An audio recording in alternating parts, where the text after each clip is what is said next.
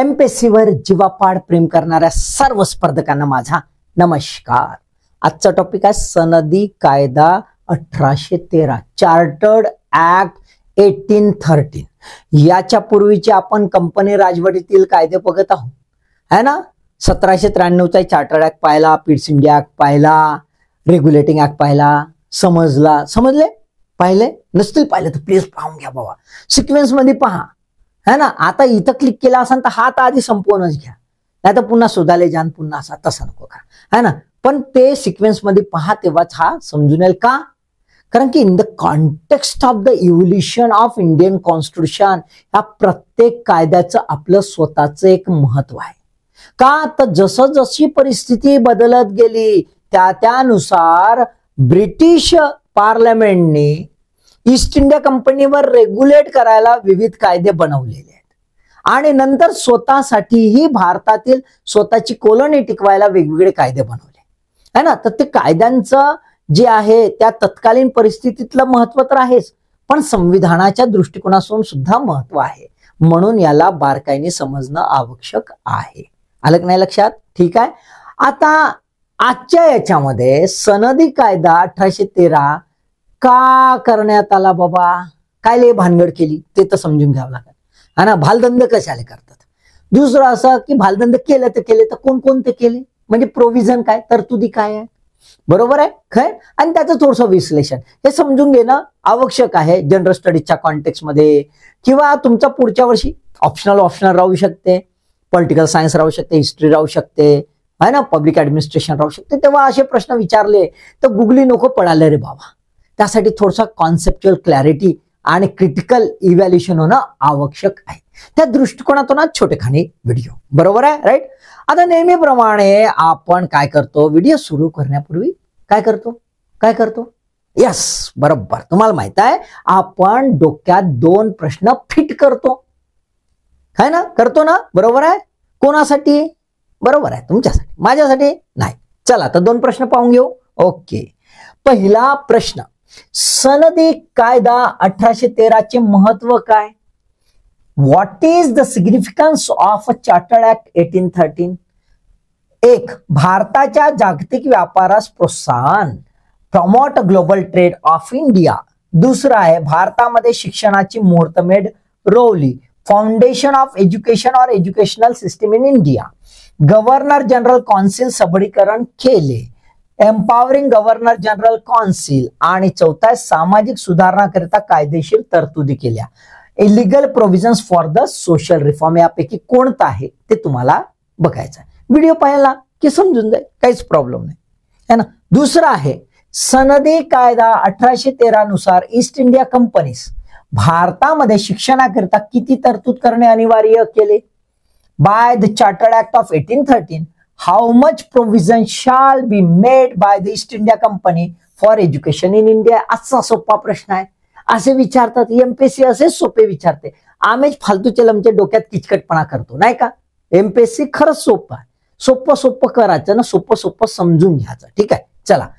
1 रुपये 1 लक्ष प्रतिवर्ष, ₹1 lakh per annum, ₹50,000 per annum म्हणजे प्रतिवर्ष।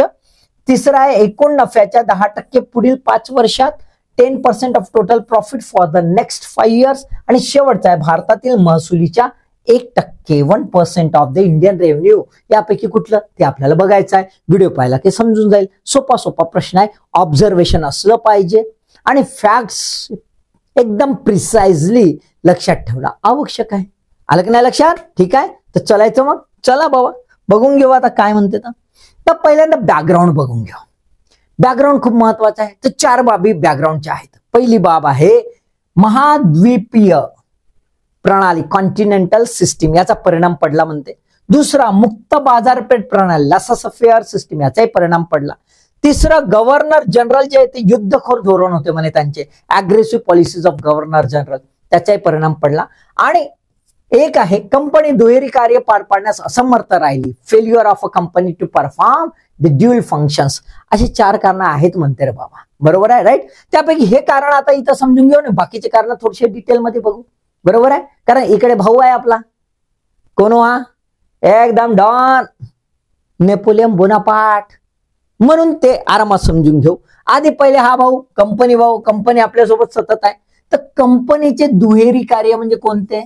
तर त्याचं मूळ काम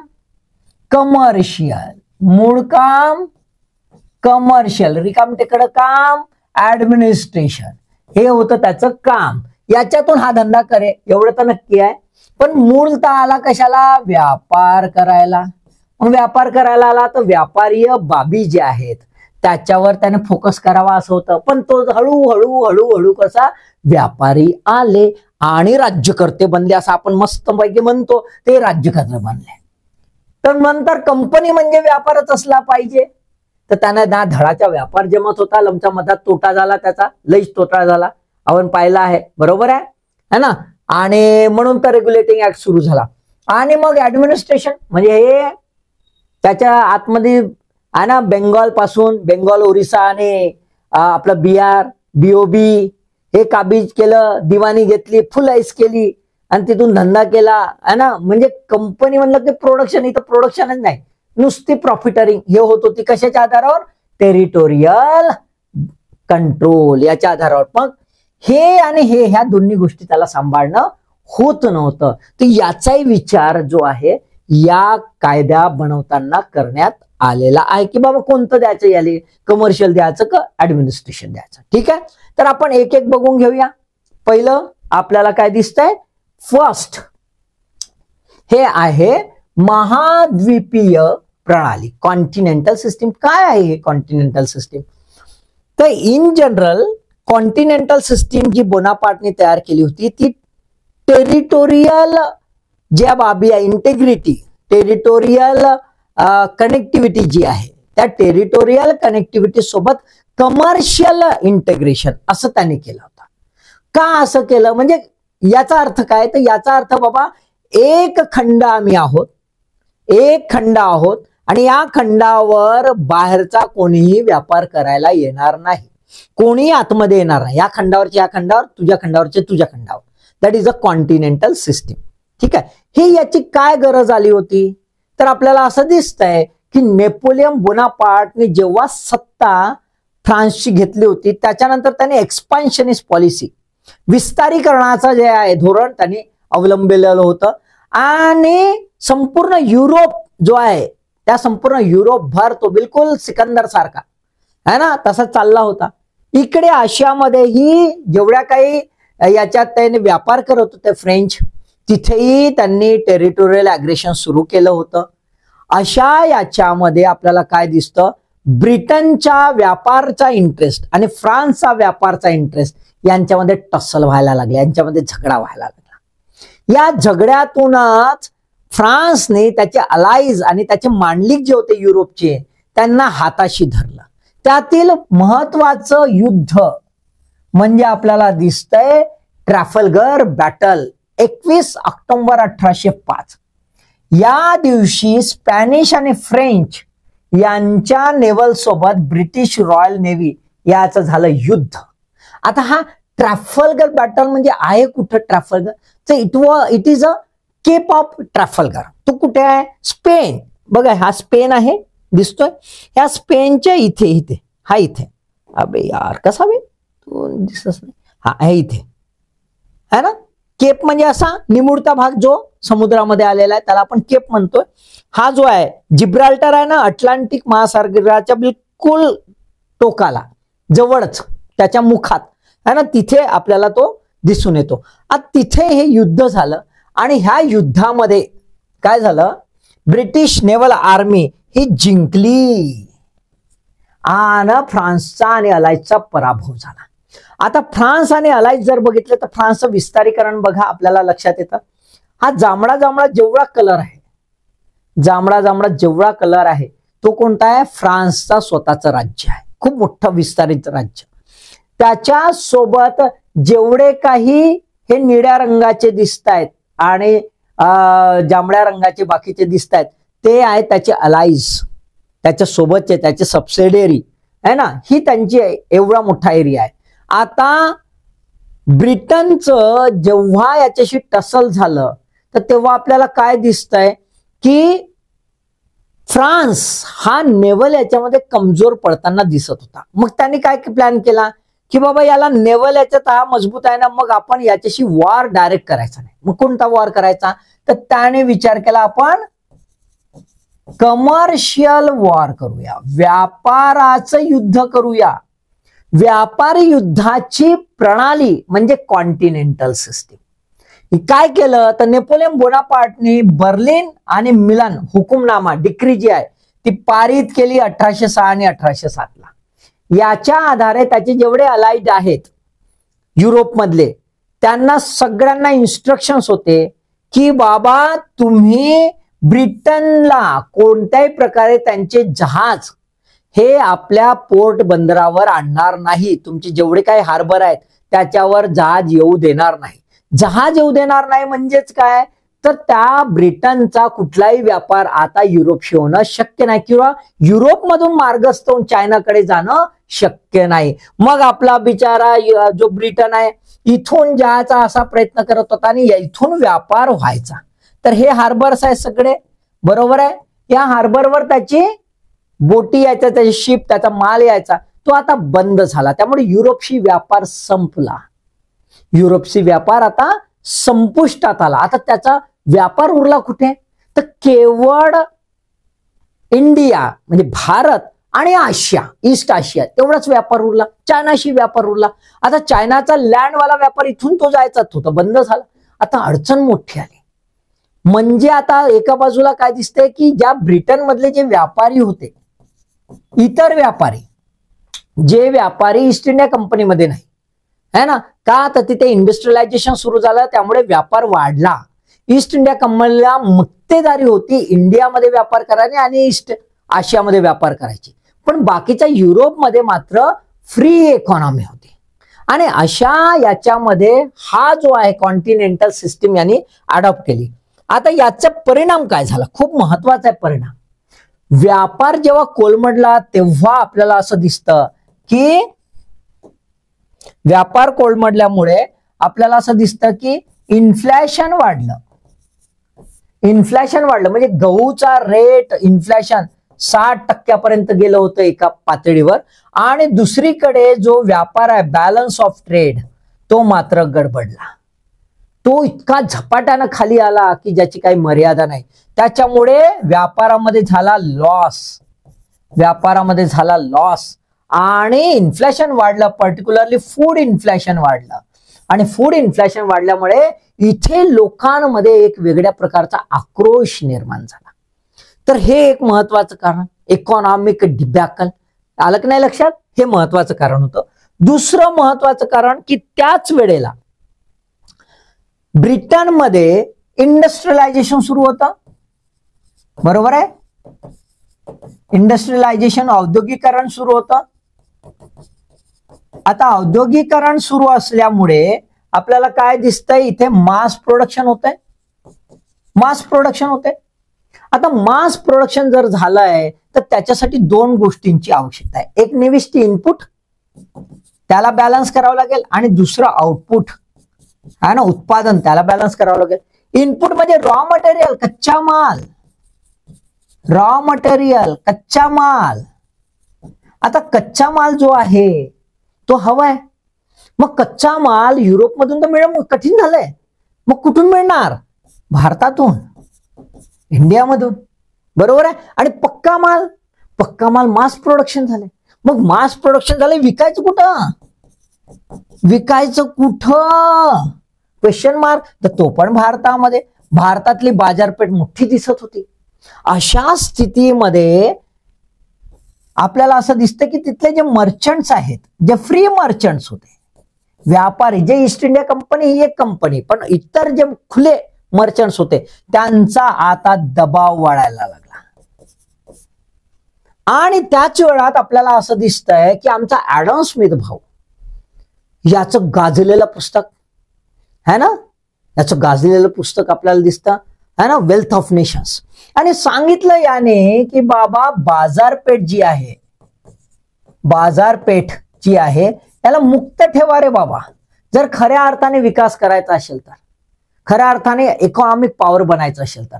मग अशा ह्याच्यात एकीकडे तर कॉन्टिनेंटल सिस्टीमला लटकवून दिलं, बरोबर आहे. मग आता हीच बाजारपेठ उरली आहे. अशा याच्यात जर केवळ ईस्ट इंडिया कंपनीलाच मक्तेदारी जी दिलेली होती आहे ना, मोनोपोली, ती मोनोपोली जर कंटिन्यू ठेवली तर अडचणी येईल. बाकीचे व्यापाऱ्यांना व्यापार होणार नाही आणि त्याचा आर्थिक भुर्दंड जो आहे, म्हणजे आर्थिक प्रेशर जे आहे, इकॉनॉमिक प्रेशर जे आहे ते ब्रिटनवर बनेल आणि अडचणी निर्माण होतील, है ना. आणि त्याच्यामुळे लेसेस फेअर इकॉनॉमी जी कॉन्सेप्ट आहे, मुक्त बाजारपेठ अर्थव्यवस्था जी आहे ती अडॉप्ट पण करणं आवश्यक होतं. आणि भारतामध्ये इतर जे व्यापारी आहेत त्यांना व्यापारासाठी पूर्णपणे खुलं मैदान करणं आवश्यक होतं. कुठले रेस्ट्रिक्शन ठेवणं म्हणजे घातक झालं असतं, कारण कॉन्टिनेंटल सिस्टीममुळे पूर्ण युरोपच संपून गेला होता. आलं नाही लक्षात. ते दोन मेजर कारण आहेत की त्याच्यामध्ये 1793च्या याला सुधारणा करणं आवश्यक होतं. आता याच्यानंतर जर बघितलं तर दुसरं असं कारण होतं की कंपनी तीर्थ मारत होती एकीकडं फुल पॉवर, पण दुसरीकडं त्याची पूर्ण साप म्हणजे जेवढं काही हे होतं पैसा पाणी तो पूर्णच. का आता सगळा पैसा कुठे जात होता? युद्धामध्ये. गव्हर्नर जनरलची कोणती रणनीती अडॉप्ट केली होती त्यांनी? अग्रेसिव्ह. त्यातले वॅरन हेस्टिंग्स आणि लॉर्ड वेलेस्ली या दोघांनी तर जबरदस्त म्हणजे धुमाकूळ माजवून टाकला होता. प्रथम अँग्लो मराठा युद्ध झालं होतं 1775-1782 ला वॅरन हेस्टिंगच्या वेळात. दुसरं अँग्लो म्हैसूर युद्ध झालं 1780-1784 ला. आणि रोहिला युद्ध पण झालं 1774 ला. 1779 ते 1784 मध्ये फ्रेंच सोबत भारतात युद्ध झाली. आता युद्ध झाली तर तमाशा केला का नाही? जबरदस्त माहोल बनवला, जबरदस्त माहोल बनवला. अँग्लो मराठा अर्धे थंडे करून टाकले पहिल्या याच्यात. तिकडे अँग्लो म्हैसूर मध्ये बिलकुल आहे ना जबरदस्त टाईट झाला. रोहिला याच्यात औध वगैरे सगळं कव्हर, रोहिला खंड साफ. आणि इकडे फ्रेंचांनी पूर्ण वाट लावून टाकली होती, थंडे झाले होते. म्हणजे वॅरन हेस्टिंगने पुरा लंबा केला होता है ना, पण लंबा करता करता स्वतः बी लंबा होते, कंपनीचा धंदा लंबा तो बी झाला. इकडे मग त्याच्यानंतर मधली गॅप पडल्यावर मग लॉर्ड वेलेस्ली आला. लॉर्ड वेलेस्ली आल्यावर त्यानं एक पॉलिसी अडॉप्ट केली. कोणती? Subsidiary alliance policy. आणि ही निजामापासून तर बुंदी वगैरे सगळ्या मॅक्झिमम जे आहेत प्रिन्सली स्टेट ज्याला आपण म्हणतो त्या स्टेट्सने अडॉप्ट केली. आता राहिले बाकीचे. टिपू सुलतान काय ऐकत नव्हता, तर टिपू सुलतानशी झालं युद्ध 1799चं आणि चौथ्या याच्यात टिपू सुलतान हे मारला गेला. बरोबर आहे, राईट. त्यामुळे ते पण गेलं, म्हैसूर राज्य पण गेलं. त्याच्यानंतर 1803 तर 1805 मध्ये दुसरे अँग्लो मराठा युद्ध झालं. याच्यात भोसले वगैरे जो होते आहे ना ग्वाल्हेरचे वगैरे, हे सगळ्यांनी धरला ना धूम है ना, म्हणजे थंड्या बसतात, पूर्ण लंबा करून टाकला. आता अशा याच्यामध्ये आपल्याला काय दिसतंय, एवढे मोठे मोठे युद्ध झाले है ना, तर कंपनीचा जो गल्ला आहे टिकन का नाही. आणि त्याच्याचमुळे अग्रेसिव्ह पॉलिसीमुळे काय झालं, कंपनीचा जो रेव्हेन्यू होता जो आहे तो एकदम कमी झाला. आता कंपनीला रेग्युलेट करणं, कारण की कंपनीला सांगितलं का होतं 1793च्या याच्यात, 1793च्या याच्यात सांगितलं होतं, बाबू तुम्हाला हे टेरिटोरियल अग्रेशनचे धंदे नव्हत, तुम्ही आपला व्यापार करा, आम्ही पाहून घेऊ. बोर्ड ऑफ कंट्रोल मध्ये तू काय करायला लागले, तरी सुद्धा गव्हर्नर लोकांनी एवढे धंदे केले. आलं का नाही लक्षात. म्हणजे तो इन्स्ट्रक्शन दिल्यावरही तर 1799चं युद्ध झालं, 1793ला इन्स्ट्रक्शन दिल्यावरही. म्हणजे आपल्याला काय दिसते, हा याचे चोट बसत होते म्हणून 1793ला सांगितलं बाबा हे धंदे करू नका गव्हर्नर जनरलनं कंपनीनं, आणि तरी सुद्धा हे धंदे झाले, म्हणजे जबरदस्त वाट लागली. पण 1805च्या दरम्यान जर बघितलं आपण त्याच्यानंतर, तर परिस्थिती अशी आपल्याला दिसून येते की पूर्णपणे, हा बघा तुम्हाला लक्षात येईल, सी द सिनारिओ है ना. बघा किती मोठा भारत, इतका मोठा भारत, तर हा सरळ सरळ सरळ सरळ कोणाच्या अंडरमध्ये, ब्रिटनच्या अंडरमध्ये, म्हणजे कंपनीच्या अंडरमध्ये, म्हणजे ब्रिटिश गव्हर्नमेंटच्या अंडरमध्ये, on behalf of government British company पाहिजे. आणि जेवढे काय मराठा वगैरे होते, हे भोसले वगैरे, इंदोरचे वगैरे, होळकर वगैरे कुठं गेले, ते मांडलिक झाले. ते काय झाले, मांडलिक झाले, अवधई गेलं, सर्वच गेलं, राजपुताना सर्वच गेलं. म्हणजेच अख्खा भारत एकतर डायरेक्ट कंपनीच्या आधिपत्याखाली किंवा त्याचे मांडलिक होऊन बसले, म्हणजे अख्खा भारतावर कंट्रोल आला. आणि त्याच्यामुळे आपल्याला काय दिसतं, एका बाजूला कंट्रोलिंग पॉवर वाढला, परंतु कंपनीचा दिवाळा निघाला. मग आता विचार करणं गरजेचं होतं की कंपनीला काम कोणतं द्यायचं. आलं ना लक्षात? ठीक आहे. आता याच्यानुसार आपण कायदा बनवला. ह्या सगळ्या बाबींनी कायदा बनवला, तर त्याची थोडीशी आपल्याला माहिती असणं आवश्यक आहे. तर कसं काय, पहिलं आपण बघून घेऊया. East India company act 1813. आपण काय बघतो, चार्टर ऍक्ट 1813. पण इथं काय लिहिलं आहे, ईस्ट इंडिया कंपनी ऍक्ट 1813, म्हणजे याले असं बी म्हणतात. बरोबर आहे. रॉयल असेंट म्हणजे ब्रिटनच्या राजानं केव्हा सही केलं रे बाबा, तर 21 जुलै 1813 सही केलं, म्हणजे लागू झाला. आणि केव्हा संपला रे बाबा हा कायदा, तर गव्हर्नमेंट ऑफ इंडिया ऍक्ट 1915. मायला किती वर्ष चालला हा कायदा. बरोबर आहे. तर हा कायदा जो इंट्रोड्यूस केला बिल, तर ते लॉर्ड मिंटो भाऊनं केला. लॉर्ड मिंटो तेव्हा कोण होता, गव्हर्नर जनरल होता. आणि गव्हर्नर जनरलच्या ड्युरेशन बी लक्षात ठेवावं लागते कधी कधी. तसं 31 जुलै 1807 ते 4 ऑक्टोबर 1813. आणि पारित केव्हा झाला हा, म्हणजे संमत केव्हा झाला, 21 जुलै 1813. म्हणजे लॉर्ड मिंटोनं इंट्रोड्यूस केला आणि त्यानंच त्याच्याच वेळामध्ये कायदा पारित झाला. तर कायदा पारित झाला ना, हा बिचारा गेला. जुलैला पारित झाला, जुलै, ऑगस्ट, सप्टेंबर, ऑक्टोबर, दंडीगुल 2 महिन्यात बिचारा दंडीगुल. मग मजा कोण मारा, तर लॉर्ड रॉडॉन हॅस्टिंग. लॉर्ड हॅस्टिंग, तो वॅरन हॅस्टिंग वेगळा, हा लॉर्ड रॉडॉन, लक्षात ठेवा. हॅस्टिंग हा 4 ऑक्टोबर 1813 ते 9 जानेवारी 1823. बापरे, मायला 10 वर्ष राहिला. इथं तर दरवेळेस आपण 5 वर्ष पाहतो, म्हणजे लॉंग लास्टिंग राहायला वाटते हा लॉर्ड रॉडन हॅस्टिंग, नाही का. जबरदस्त काम बाबा, फुल आहेस. पण चेहऱ्यावर एक हसू नाही बे, एवढा मजा मारला नमच्यानं. जाऊ दे, असं सोमडा माहित नाही, पण या जबरदस्त होता म्हणे बाबा, है ना. असो, आता कंपनीची स्थिती, आता प्रोव्हिजन समजून घेऊया. प्रोव्हिजन्स काय काय, तर कंपनीची स्थिती काय, तर कंपनीची मक्तेदारी होय बी आणि नाही बी. कंपनीची मक्तेदारी होय बी आणि नाही बी. होय बी कुठे, अबाधित, म्हणजे कंटिन्यू ठेवली, रिन्यू झालं. कारण की 1793च्या नंतर रिन्यू करणं आवश्यक होतं, 20 वर्षाचं दिलं होतं. तर इथे 20 वर्षाचं कंटिन्यू मिळालं. पण कसं, चीन व्यापार आणि चहा व्यापार.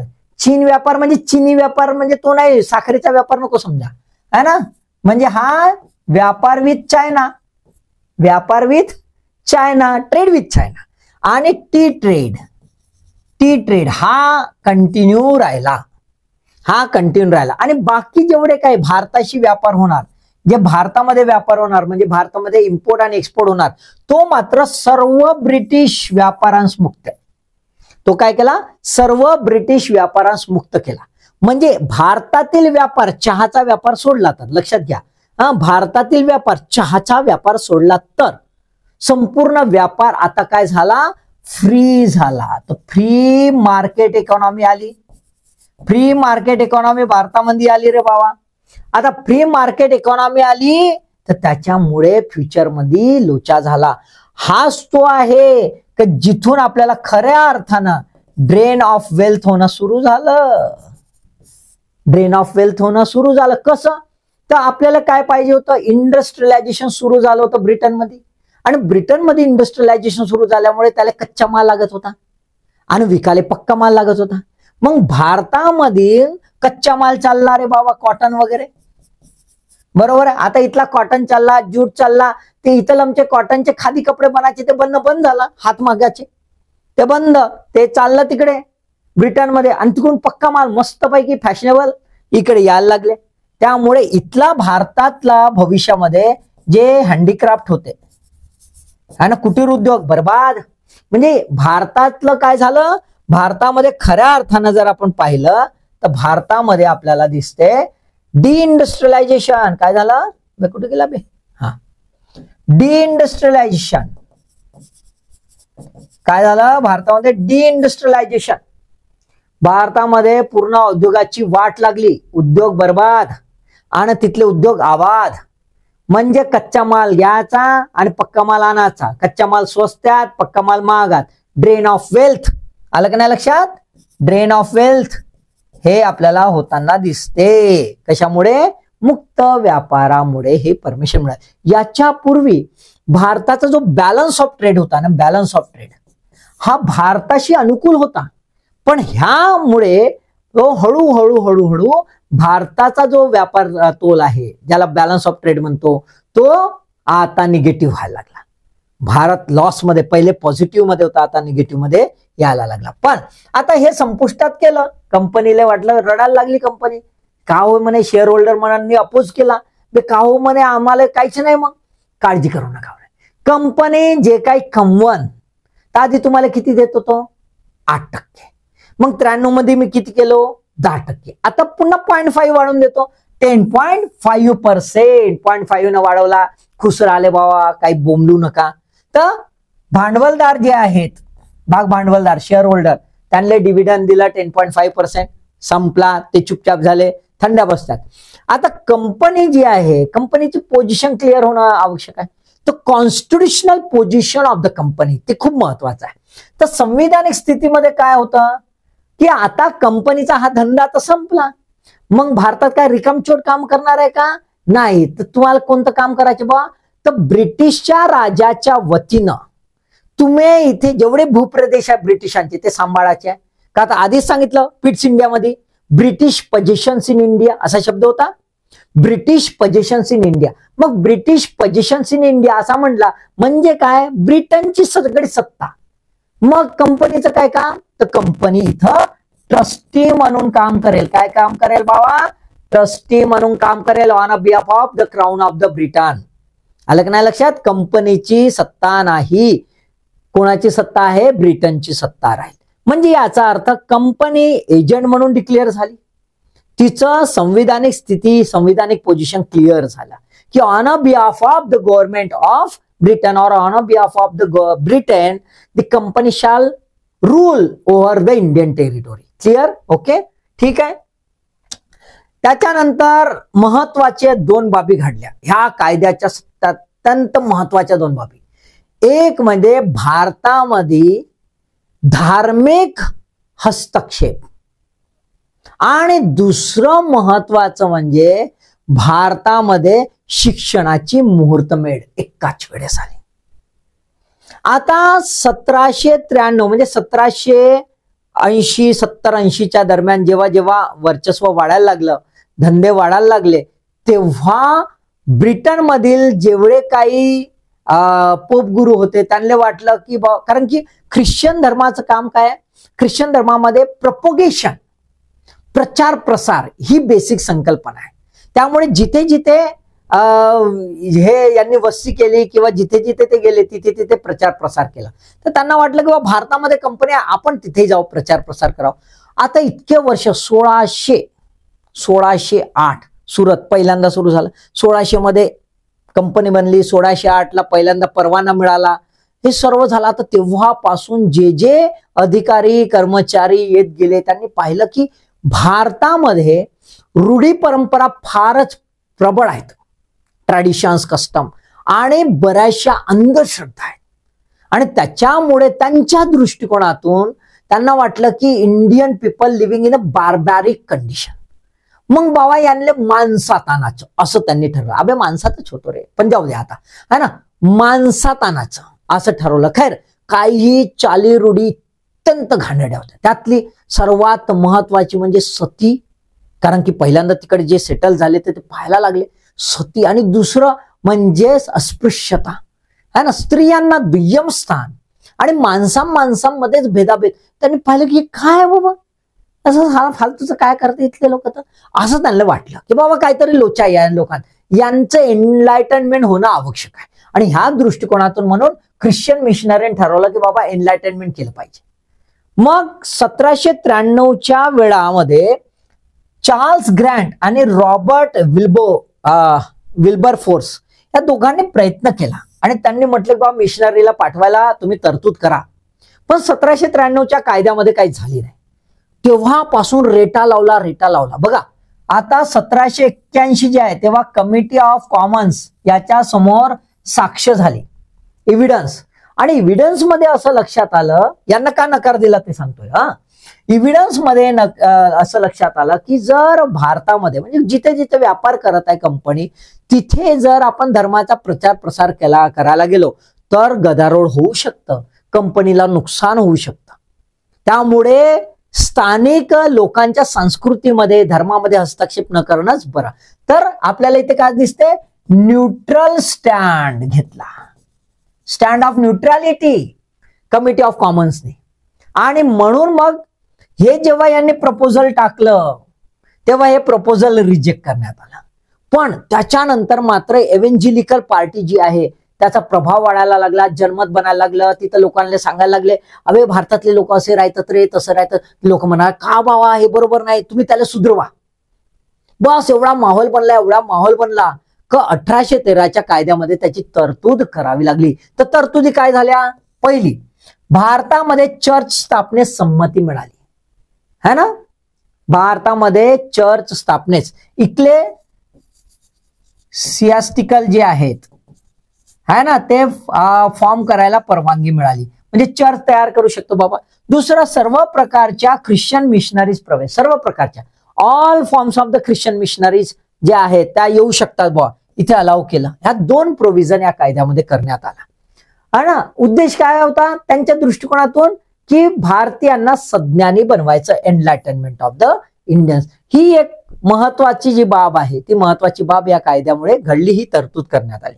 दुसरी महत्वाची तरतूद म्हणजे भारतात शिक्षणाची मुहूर्तमेढ रोवण्यात आली. कंपनीला या कायद्यामध्ये तरतूद करण्यात आली की कंपनीला दरवर्षी किमान 1 लाख खर्च करावे लागेल है ना. किमान ऍटलिस्ट है ना, नॉट लेस दॅन, म्हणजे 1 लाखाच्या खाली नाही, त्याच्यावर है ना. तरतूद कशासाठी, वाङ्मयाचे पुनरुज्जीवन आणि सुधारणा, revival and improvement of the literature. आणि दुसरं, भारतातील ब्रिटिश प्रदेशातील लोकांमध्ये विज्ञानाची ओळख आणि प्रसार करण्याकरता स्थानिक विद्वानांना प्रोत्साहित करणे है ना. Educated natives were to be encouraged for introduction and promotion of the knowledge of sciences among the inhabitants of the British India. हे 2 प्रोव्हिजन्स इथे आपल्याला दिसून येतात. एक म्हटलं आहे की वाङ्मय, बघा खूप महत्वाचं आहे, वाङ्मयाचं पुनरुज्जीवन करायचं आणि सुधारणा करायची. आणि दुसरं म्हटलं आहे की भारतातले जे विद्वान आहेत, एज्युकेटेड शिकलेले, त्यांनी सामान्य जनतेमध्ये सायंटिफिक विजन डेव्हलप करावं, याच्यासाठी त्यांचं सज्ञानी करावं, त्यांना एज्युकेशन द्यावं. आणि त्याच्यासाठी हे 1 लाख रुपये खर्च करायचे, बरोबर आहे. पण हा जो आहे हा फारच सुंदर, म्हणजे अल्टिमेट ज्याला आपण म्हणूया प्रोव्हिजन होतं. पण याच्यामध्ये झाले वाद. आणि वाद कसे आहे तर दोघांमध्ये वाद होते. एक जे आहे अँग्लो इंडियन्स म्हणजे अँग्लालिस्ट होते आणि ओरिएंटॅलिस्ट म्हणजे भारतीय विचाराचे आणि पाश्चात्य विचाराचे, या दोघांमध्ये वादच निर्माण झाले. त्यामध्ये पाश्चात्य विचारांमध्ये आपल्याला राजाराम मोहन राय हे सुद्धा त्यामध्ये दिसतात. आणि त्यांचं असं म्हणणं होतं की पाश्चात्य संस्कृती वैज्ञानिक संस्कृती आहे, भारत हा बरबटलेला आहे, तर याच्यामध्ये सुधारणा होणं आवश्यक आहे. पण काहींचं म्हणणं होतं नाही नाही नाही तसं नाही म्हटलं आहे, आमच्या इथलं जे वाङ्मय आहे, प्राचीन वाङ्मय आहे, ते पूर्ण दुरुस्त करा, छान करा, त्याचा प्रचार प्रसार करा. हे 2 वाद जबरदस्त झाले. असो, पण हे प्रोव्हिजन जबरदस्त होतं. याच्यामुळे आपल्याला काय दिसतंय, भारतामध्ये शिक्षणाची मुहूर्तमेढ रोवण्यात आली. पण हे असं का करण्यात आलं, आता खूप बाबरा गेम बघा काय आहे. 1781 ला कलकत्ता मद्रासा हा वॅरन हॅस्टिंगने स्थापित केला होता. कशासाठी, मुस्लिम कायदा शिक्षणासाठी. आणि 1791 ला संस्कृत कॉलेज वाराणसीला होतं, जोनाथन डुंकन यांनी केलं होतं. कशासाठी, हिंदू कायदा आणि तत्वज्ञान शिक्षण. आपल्याला वाटते बाप रे बाप केवढे चांगले लोक होते आहे ना, की बाबा मुस्लिम कायदा शिका, मुस्लिमांचं शिक्षण, हिंदू कायदा आणि तत्वज्ञान, वा हिंदूंसाठी कॉलेज. अरे तसा नाही, हे दोन्ही याच्यासाठी होते की बाबू बनले पाहिजे.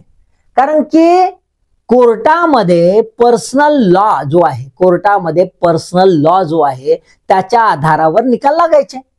मग निकाल लागायचे तर पर्सनल लॉ जे आहेत ते त्या भाषेत लिहिले, मग ते इंग्लिश मध्ये जे आहेत सांगणार कोण, तर असे बाबू बनवायचे जे इंग्लिश बी बोलतील गुडी गुडी गुडी गुडी आणि आपला बी कायदा वाचते आणि त्याचं इंग्लिशमध्ये ट्रान्सलेशन बी करून देतील. असे टिपिकल ट्रान्सलेट करणारे बाबू यांनी पैदा करायचे होते. आणि त्याच्यासाठी म्हणून हा धंदा ना हा धंदा आला का नाही लक्षात. भारत सुधरवाचा होता हा धंदा का नाही, एवढं लक्षात घ्या. असो, पण काय म्हणतो आपण है ना, की जरी त्यांचा उद्देश स्वार्थी असला तरी त्या स्वार्थातून परमार्थ घडला आणि भारत आपल्याला काय दिसते आधुनिक है ना काळामध्ये आपोआपच जायला लागला. हो की नाही, बरोबर आहे, राईट. ठीक आहे. काही वेगळ्या तरतुदी याच्या व्यतिरिक्त त्या महत्वाच्या तरतुदी होत्या. काही 3 मी बाकीच्या तरतुदी सांगतोय. पहिला आहे मद्रास, कलकत्ता, बॉम्बे कौन्सिलचे सर्व निर्णय ब्रिटिश संसदेसमोर सादर करणे आता अनिवार्य झाले. म्हणजे तिन्ही आता काय दिसतात प्रेसिडेन्सी एकत्र आल्या. All resolution of Calcutta, Bombay and Madras council shall table to the British parliament. आधी मद्रास आणि बॉम्बे कौन्सिलचे जेवढे रिझोल्युशन कुठे ठेवावं लागत होते आपल्याला गव्हर्नर जनरलकडे ठेवताना दिसत होते. आता तसं राहिलेलं नाही, म्हणजे तिन्ही एकत्र आले बाबा. दुसरा आहे व्यापारी आणि महसुली व्यवहार स्वतंत्र खात्यात ठेवावा. Commercial and territorial revenue transaction were to be maintained under the separate account.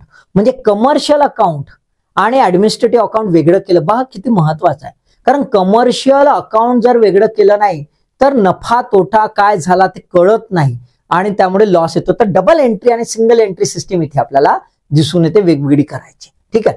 स्थानिक संस्थांना लोकांवर है ना कर लादण्याचा आणि कर चुकवेवर शिक्षा देण्याचा अधिकार देण्यात आला. लोकल बॉडीज जे आहेत लोकल गव्हर्नमेंट त्यांना टॅक्स पण लावता येत होता त्यांच्या लोकांवर आणि जर एखाद्याने कर चुकवला तर त्याला पनिशमेंट पण देण्याचा अधिकार त्यांना मिळाला. म्हणजेच लोकल बॉडीजला काय झाला ज्युडिशियल पॉवर है ना ज्युडिशियल पॉवर देण्यात आला. तर कसा ज्युडिशियल पॉवर त्यांना मिळाला त्याच्यामुळे लोकल बॉडीज ह्या पॉवरफुल होऊ शकल्या आणि अधिकाधिक रेव्हेन्यू कलेक्ट करू शकल्या.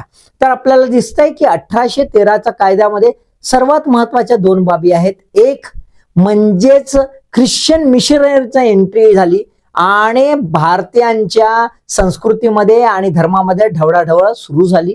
आणि दुसरीकडे आपल्याला दिसतंय की भारतामध्ये आधुनिक शिक्षणाची मुहूर्तमेढ रोवली.